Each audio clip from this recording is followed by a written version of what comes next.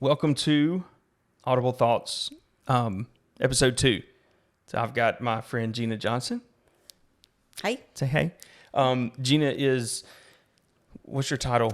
I'm a branch manager, loan originator at Fairway Mortgage, independent mortgage in Dothan. Awesome. Okay, so we're gonna gear it kind of more towards real estate, I think, in the beginning, and then I'm sure we'll go off base at some point, which is perfectly fine. It's not super scripted or anything. Okay. So just make sure your mic's comfortable and we're good to go.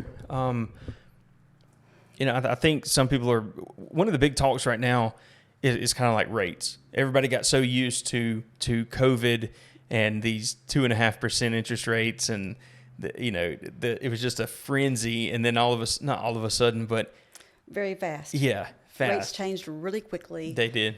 Right now we're around 7, between 6 and 7.5, depending on credit score and programs. But it did double payments very fast. Yeah, and we built in 2019.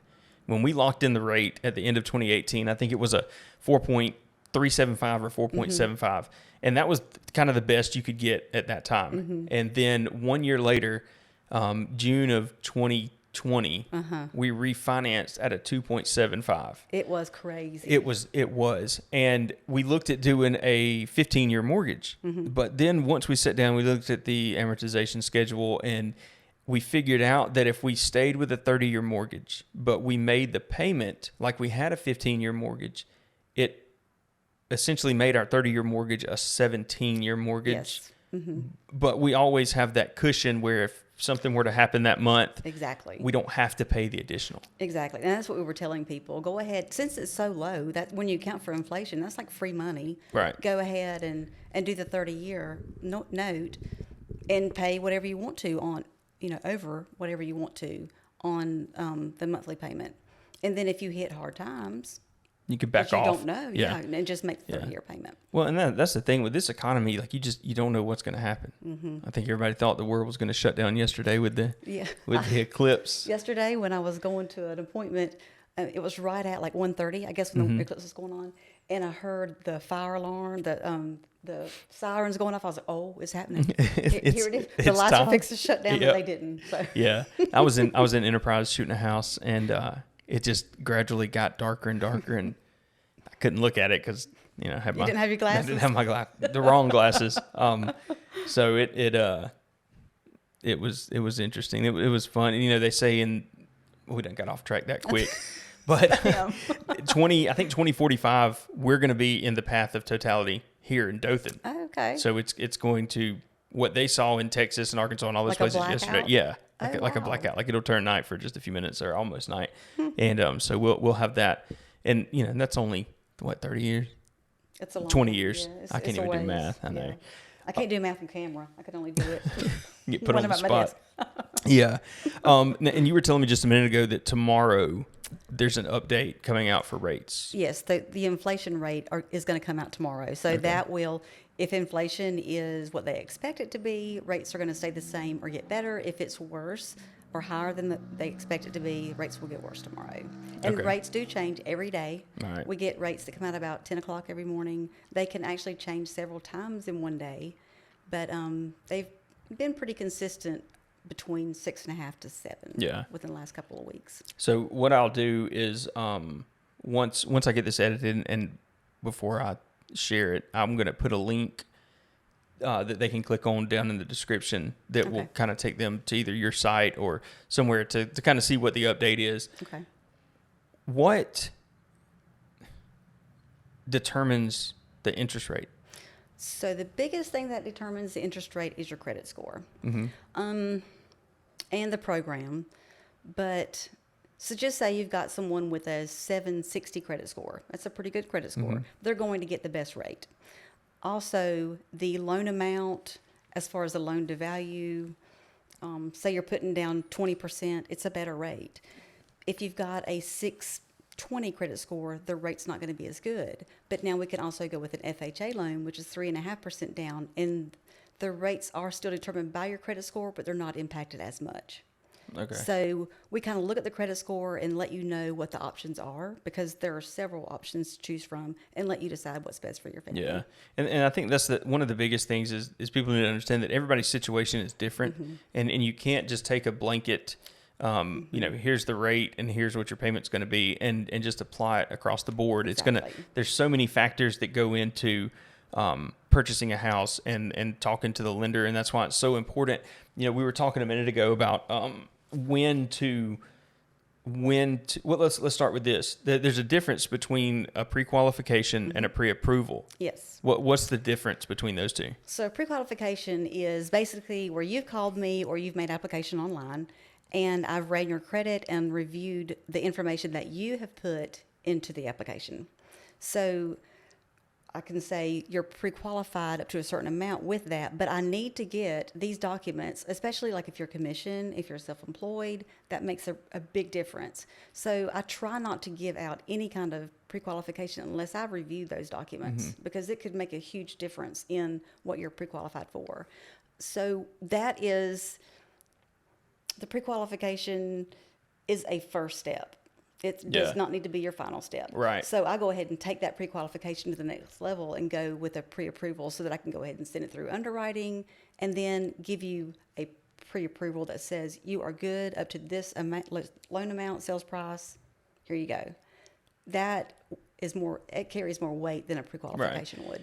And I think if you're a consumer, if you're looking for a house and you've gotten to that point in the process, everybody knows that you're serious. Yes. And speaking from a realtor standpoint, one of the most important things to do is to get pre-approved prior to looking for houses. We can sit down and we can have a conversation, between the three of us and say, okay, here's where I want my payment to be. You can tell the buyer, well, here's, around the price you need to stay in when you're purchasing a home. And then once you run the pre-approval, you kind of have the hard evidence in front of you. Then they can really get serious about looking, and when they find the house, they can put the offer in. Because until you get to that point with that pre-approval, there's no guarantee. Exactly. And I've seen a lot of people lose houses that they just absolutely fell in love with because they were either pre-qualified or they had not even spoken to a lender yet. And they get to the point they want to make an offer, and they may even get the offer accepted. And We've seen that. Yeah, and I mean, I've seen these days before closing. Yes. But things can change, and it saves a lot of heartbreak for everybody. Yeah, like sometimes someone will say they get they're a W-2 employee, but when I get the paperwork in, they're a 1099. Well, that's basically the same thing as saying I'm self-employed, because I can write off things on my taxes, so I have to get 2 years of your tax returns to figure your income correctly. Well, that could change that pre-qualification amount significantly. And another thing about that being a 1099 employee, you can make $300,000 a year, but when they come to you and give all this paperwork and they've written off $280,000, yes, we have seen that. Yeah, so now they're showing an income of 20,000. Well, guess what? You've shot yourself in the foot when trying to buy a house just to save yourself some money on taxes. And that's. There are things we can count back, like depreciation and any mortgage interest that you've paid. But, I typically, as a rule of thumb, just to kind of eyeball it real quick and give them an answer, I'll use that bottom line number. I think it's line 38 or whatever. And I do use that. Yeah. For qualification purposes until I can get everything else. Yeah. And I, going back again, that's probably one of the most important things you should do first is, and don't go out and run your credit a bunch of places. Exactly. I think if they're shopping rates, it counts as a soft hit, correct? If they do it more than one lender, as long as it's within the same. You got 30 days. Okay. So, and the government or whoever wants you to shop the interest rates. Right. So they want you to get the person that you feel most comfortable with. They want you to shop it around. But you've got, just say you make application with me and then 4 other places the same week. That's okay. That way you can get a loan estimate from each of us and kind of compare all of them to see which one you feel most comfortable with. And I'll tell you something that I learned when I was an insurance agent that I had no idea was true. Your credit plays a role in your insurance premium. It does. Because statistically, those with better credit have fewer claims. And there's these things in insurance called actuaries that they sit around and they study this stuff. So, the fewer claims you have and the better credit you have, the better your premium is going to be. And a lot of people don't understand that. Yeah. And that's going to kind of lead me into the next thing. I've talked about this before, but being able to buy a house and being able to afford the house you buy are two different things. It is.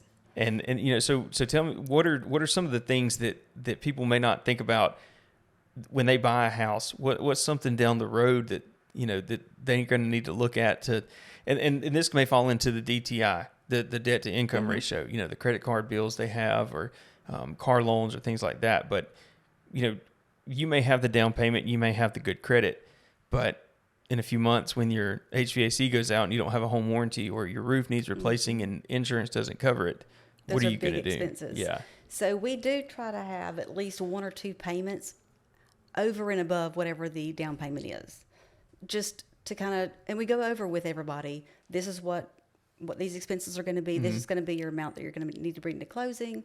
But there are things that, like moving expenses, water connection, power, all that, the cable, internet, all that kind of stuff. It costs money to get transferred over or connected. So those are some expenses that we don't really think about when you're buying a house. And your HVAC is huge. That happened to me. So it happens. Even if you get a home inspection, right? It's not. There's no guarantee. Yeah, what's not going to their happen fault. later. Like it just happened. That's one reason that it's really important to use a realtor or a real estate agent, because there's things that we do on a daily basis that the buyer doesn't, that they're not going to think about, and they're not going to know about it until after they purchase the house, and now it's a surprise. And they don't have any funds left. They don't have any funds left because So what you going to do? Right. They've used all their emergency funds for the down payment. And then once you get up to these higher rates, we talk about buying rates down and discount points. And years ago during COVID, that wasn't even a conversation. Discount points, what's that? A discount point basically will buy your rate down. Sometimes it's beneficial, sometimes it isn't.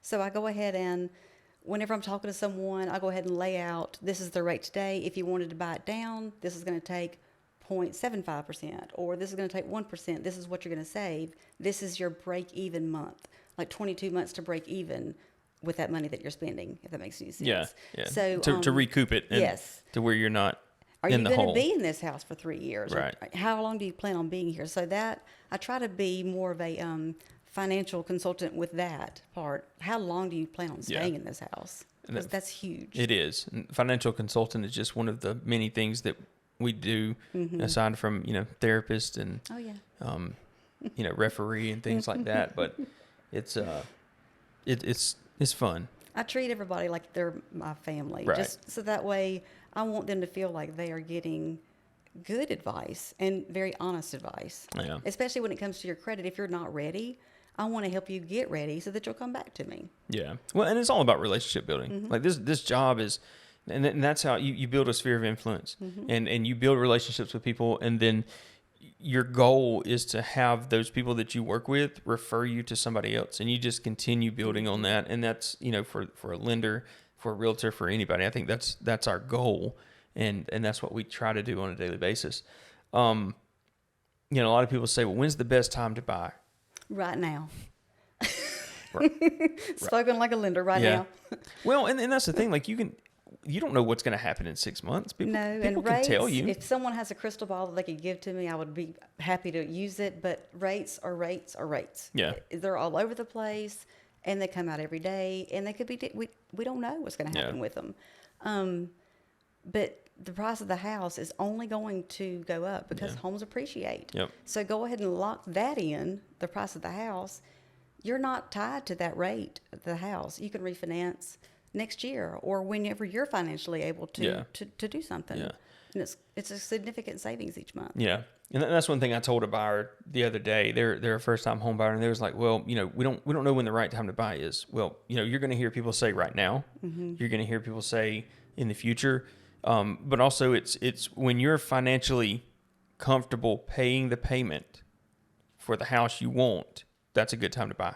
It's a very conservative and correct answer. Yeah, I mean, it is. It's a politically correct but I answer. mean, But people don't think about it like that, and they really need to. Are you ready for that responsibility? Because it's a huge responsibility. it is. And I was reading something the other day that I don't know how many years ago. Like the average price of a home was $75,000, $85,000, and I haven't looked to see what they are around here, but I would venture 250, 300 probably. I think it's between 250 and 275. Yeah, which is insane because those a lot of these houses that now cost 250, 5 years ago they were 150 or 175. But it goes back to what you just said. Like houses are only going to depreciate. Appreciate. What I say? You said D. I don't mean depreciate. I mean appreciate. Go up, not down. Rates are going to fluctuate. They're going to go up. They're going to go down. And the rates are going to be whatever the rates are going to be. Yeah. I wouldn't even worry about rates. And it's based on stock market. Yes. And there's nothing that we can do to aside from buying down and things like that. Like we have no control over that. So if you're financially able to buy and you find the house you want, buy it. You can refinance later. You can change that rate later. But don't get into a situation where you can't afford it and you're going to foreclose just because you really want it. Like if it's not a mandatory purchase, just you may have to wait. You may, and I have advised some people that you might want to wait. Yeah.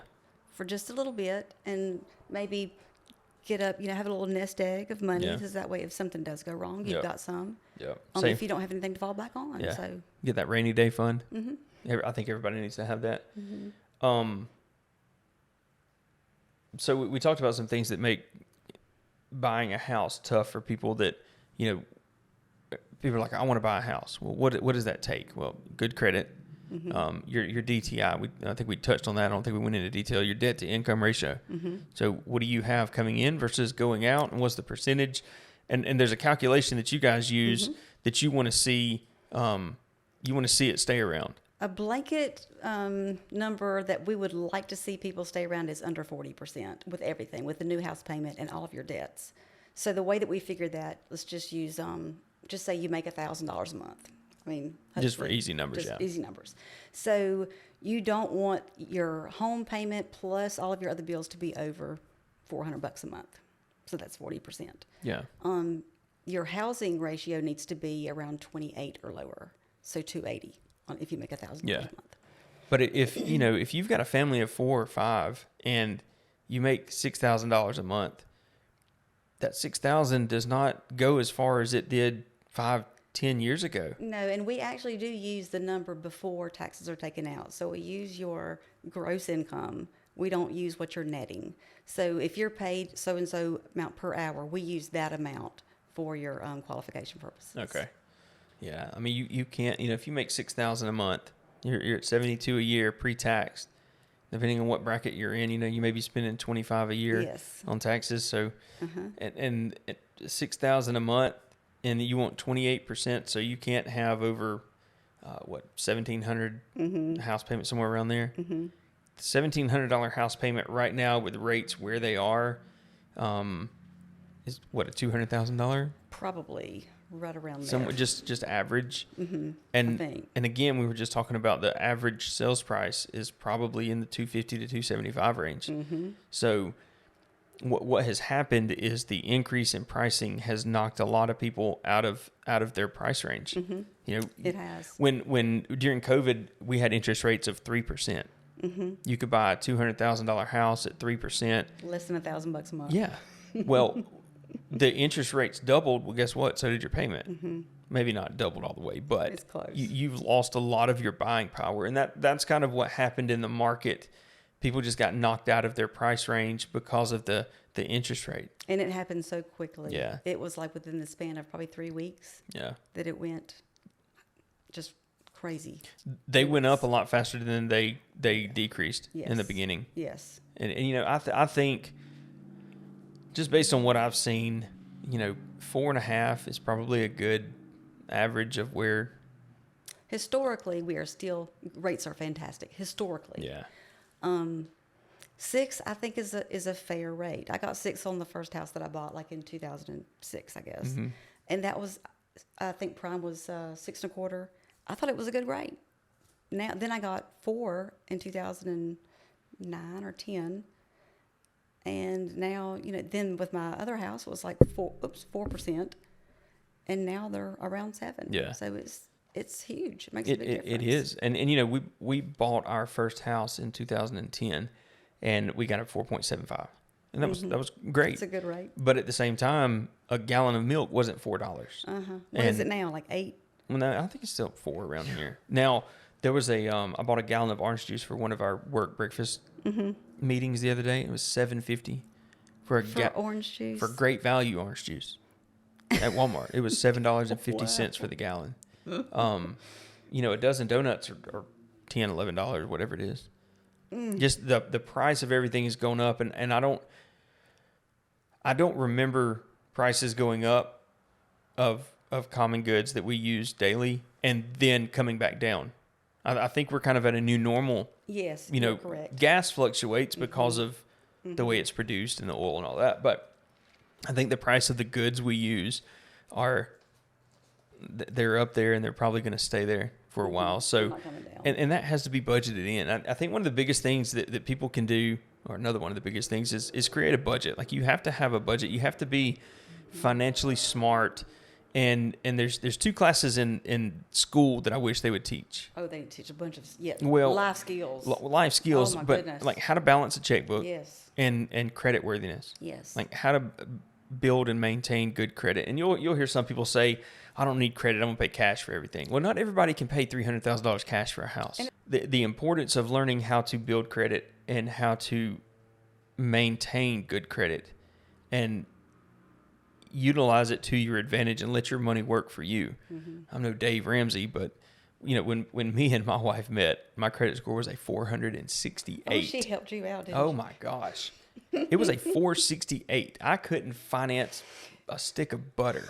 And we, for whatever reason, we went, I don't remember where this was, but it was in 2005, and we went to some mortgage company and we were going to buy a house, knowing good and well we didn't need to be buying a house.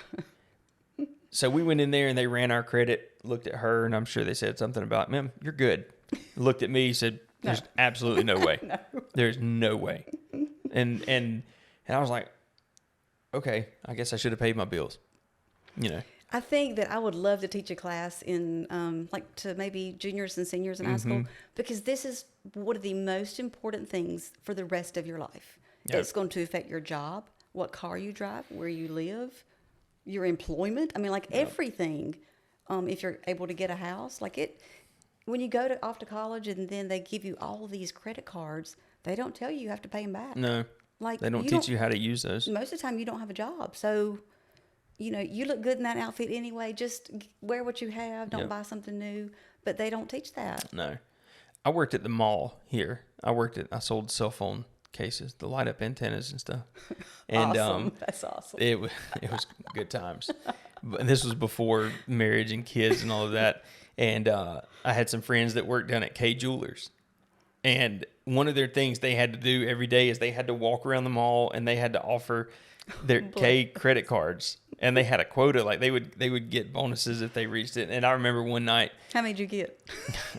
One. But she came to my booth. And she was like, I just need you to fill out this application. I was like, fine, I'll do it. I'll fill it out. So I filled it out. She went back, and she came back down there, and she was like, you got approved. I was like, what? You're excited. I was so excited. About something that you don't need. I didn't need it. I didn't even know what it was. But I knew it was my first credit card. You're approved. I was approved. It was a K Jewelers credit card with a $400 limit. And you know what I did? I took my break, and I walked down to K Jewelers, and I bought a gold ring. I maxed that card out, and I bought a gold ring. Awesome. I've still got that ring to this day. Keep it. I'm going to keep it forever because it is a token of stupidity, messing up my credit. Every time I look at it, I see where I came from.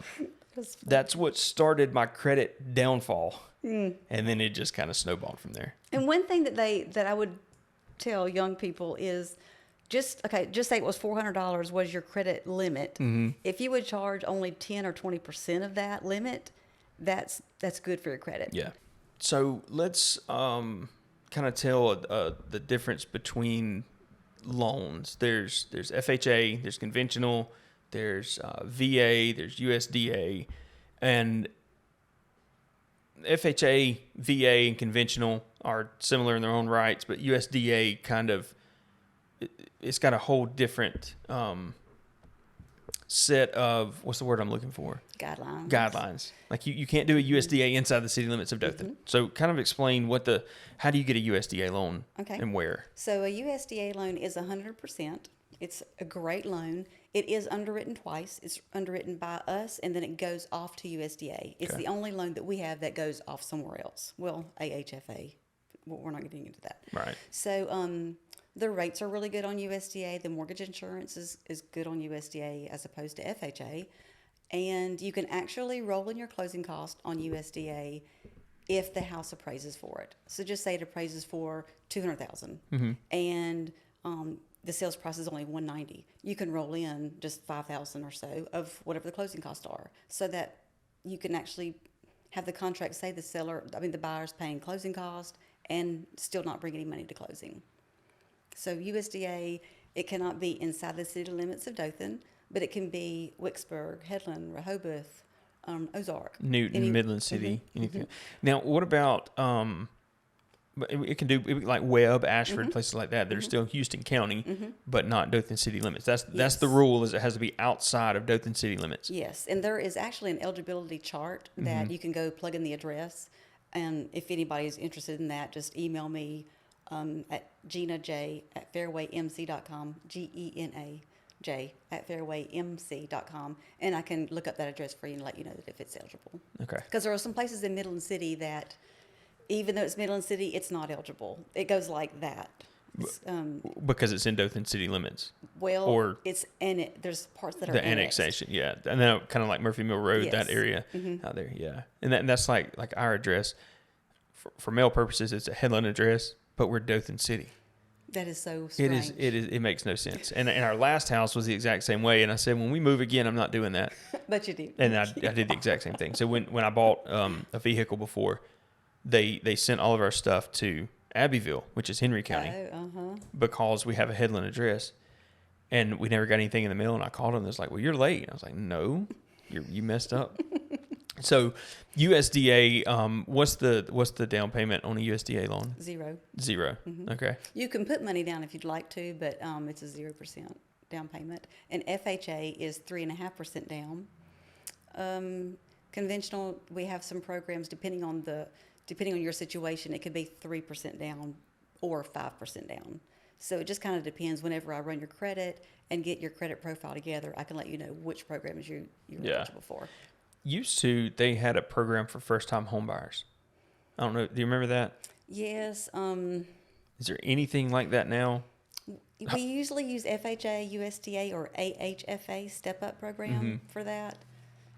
But now there are some grants that just came out from Fannie and Freddie. They're conventional loans with 3% down that will help out with the down payment. So down payment assistance mm-hmm. on that? Mm-hmm. And it's $2,500, I think. It's great. And done one of them. And that's a grant that they give you. You do not have to pay back. Exactly. And it's not rolled into your closing costs. It's not rolled into your mortgage at all. Exactly. They just give you. And I'm sure there's guidelines and stipulations to who's eligible, income guidelines. Yes. And USDA also has income guidelines. Yes, the income guidelines are one.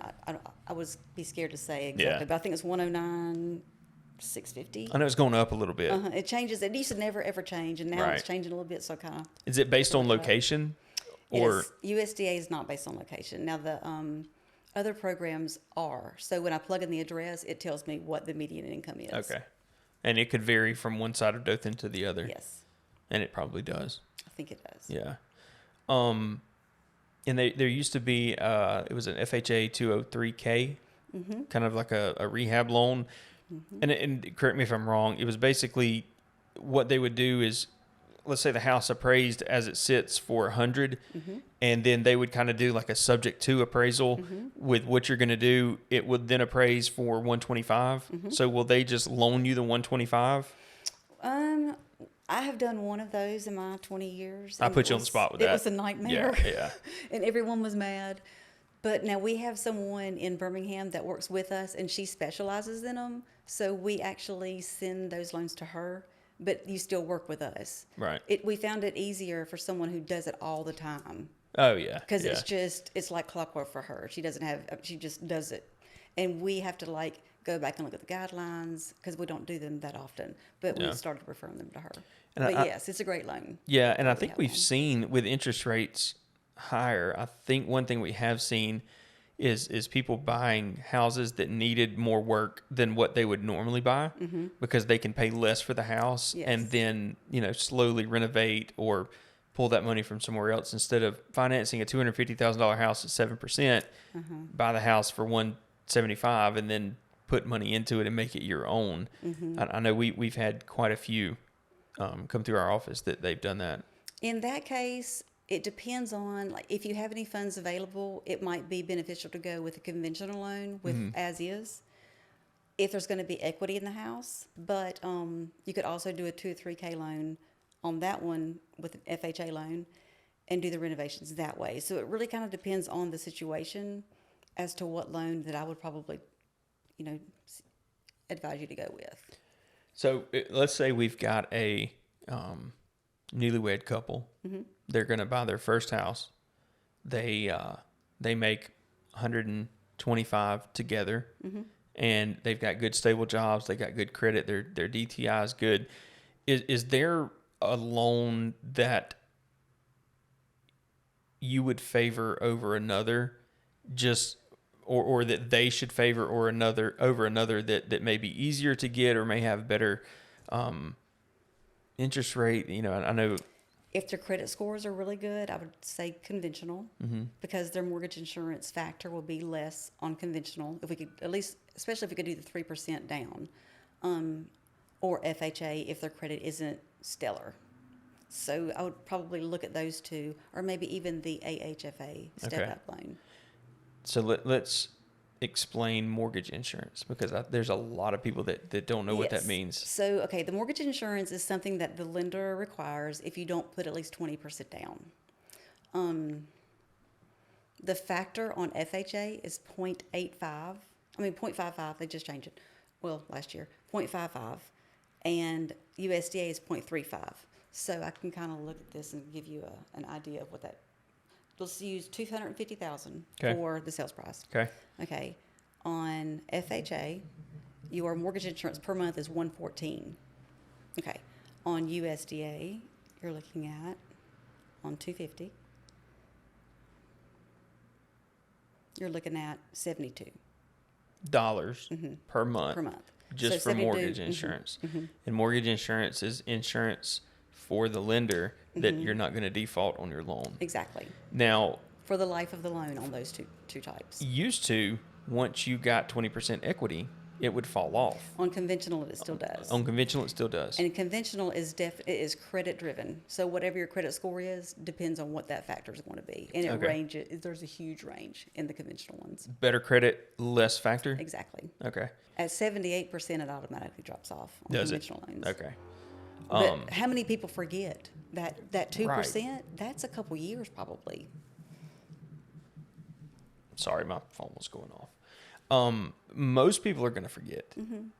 The majority of them, because you're going to get so used to paying and most people are going to set it up on auto pay. Things are escrowed, so they're not sitting there writing a check every month. Exactly, and that's the difference in lenders, because I'll put it on my calendar. This is where you're going to be at your 78% or your 79.99%, and I'll give you a call or an email. Okay, do you still have this house? But I'll keep in contact with them, throughout. You can't get rid of me as soon as you close. And that's the difference in using a local lender. You want to use someone that cares about your family, about you being here. You're going to see me at the grocery store, the soccer game. We have to do a good job. And we want to do a good job. And that's where that relationship building comes in, because, it's very important to me to be able to talk face to face to somebody. And that's kind of like the thing we're doing now. My goal in this, and I know yours, if we can help one person kind of answer some questions about, buying a house. You don't have to come buy a house with me. I mean, you don't have to. Sure, we'd like for you to. But I'll still give you good information. Absolutely. And you can trust the information that I give you. I've got people that call me that they're not using me And as their agent. Yeah, and I know okay. it, but it's okay because I really enjoy being helpful and making sure people make good financial decisions as much as I can, and I know you do as well. So, it's so important to have a realtor that's on your side, or a real estate agent. That's another thing. People don't understand the difference between a realtor and a real estate agent. Do you know there's a difference? There is a difference. Yeah. Yeah. A lot of people don't know that. In order to be a realtor, you have to be a member of NAR. In order to use that little R for realtor, you have to be a member of NAR. If you're And that means something. It does. It does. If you're not a member of NAR, you're a real estate agent.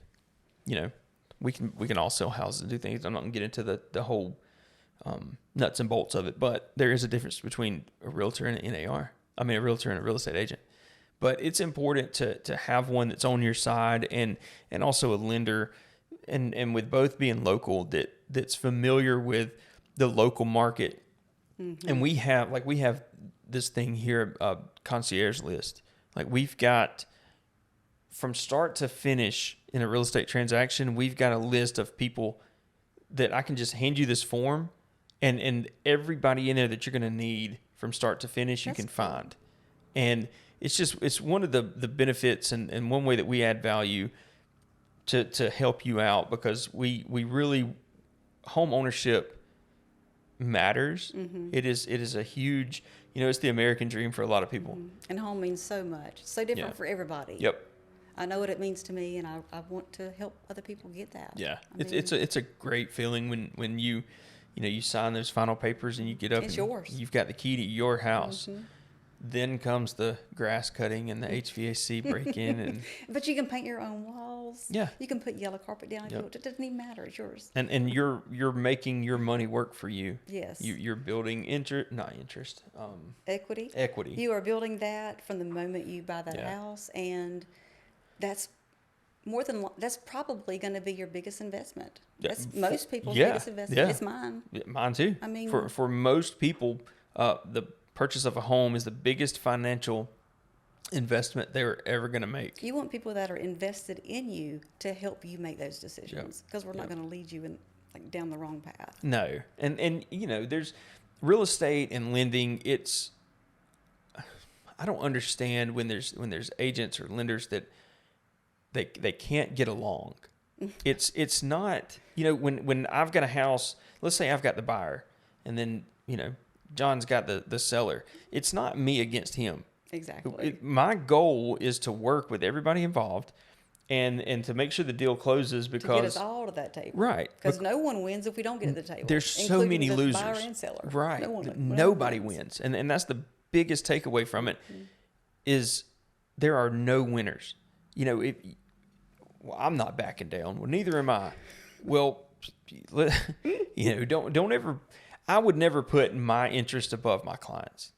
And I know you wouldn't, and most agents wouldn't. There's some rogue agents out there. We all know that. But at the end of the day, I want to sell you a house or sell your house, make the transaction as easy as possible, and build relationships in the process. Yeah, I like going to Westgate and seeing clients that I've closed loans before and not have to duck behind a bush. Yeah, nobody wants to walk on eggshells. Yes, I want you to be happy with everything that I did, give you 5-star service, and come back. Yeah, and it's all about building relationships with that person, and then having that person refer other people to you. And this is how you the sphere of influence, the SOI, which is in our business is a lot of where our business comes from is word of mouth.